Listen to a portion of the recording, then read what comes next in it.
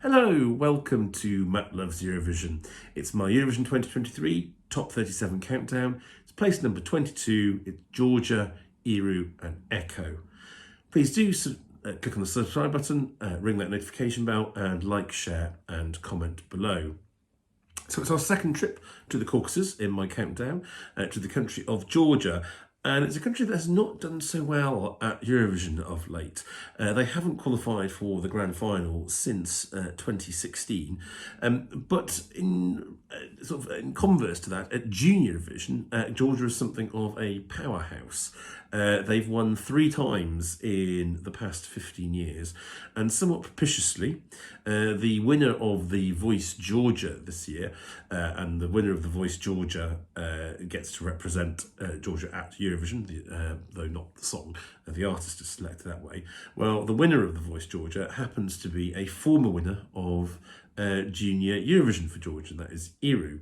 So can she turn things around for Georgia and bring them back to the grand final?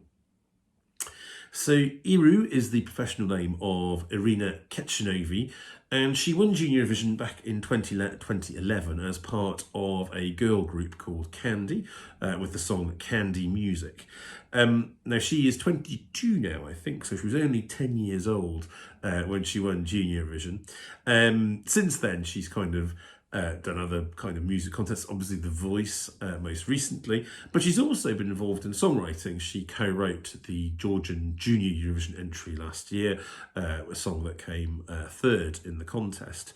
And she's also one of the co-writers and co-composers of her entry for Eurovision Echo. It's a sort of a mid-tempo electro-pop song has some hints of Georgian traditional instruments, but otherwise it's a kind of a big vocal electro pop song. And just it's quite interesting that Georgia has like some countries kind of send very similar things from a similar theme sometimes. Georgia definitely doesn't do that. It's been different every single year, and it is different yet again this year.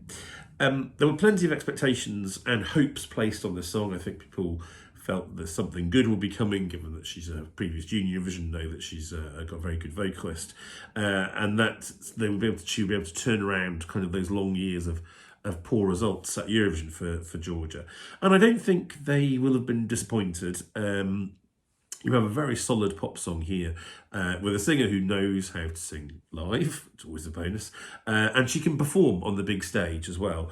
From what we've seen in the pre-parties, her vocals have not disappointed, and the song itself it provides an opportunity for some of those big sweeping vocals, and it has some kind of those catchy elements that you would want from a Eurovision song, plus that sort of little hint of ethnic influence which kind of marks it out a little bit from perhaps other songs.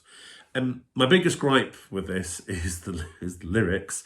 They are it is in English, but I think it would have been better in Georgian, as you probably wouldn't have realised that the lyrics they feel a bit like something's been put into Google Translate, and then someone's taken that translation and removed words and and mixed them up and cut them off, because that's kind of the effect of the lyrics.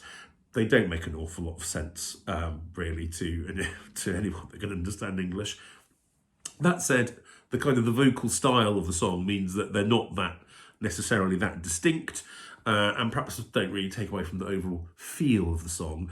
But I think I would perhaps have preferred, if it had just been in Georgian, you wouldn't have that gripe, and it would have sounded even more kind of distinctive. But anyway, that's one thing.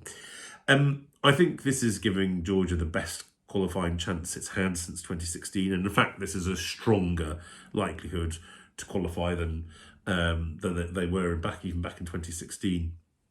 The Eurovision scoreboard app certainly suggests that they will sail into the final.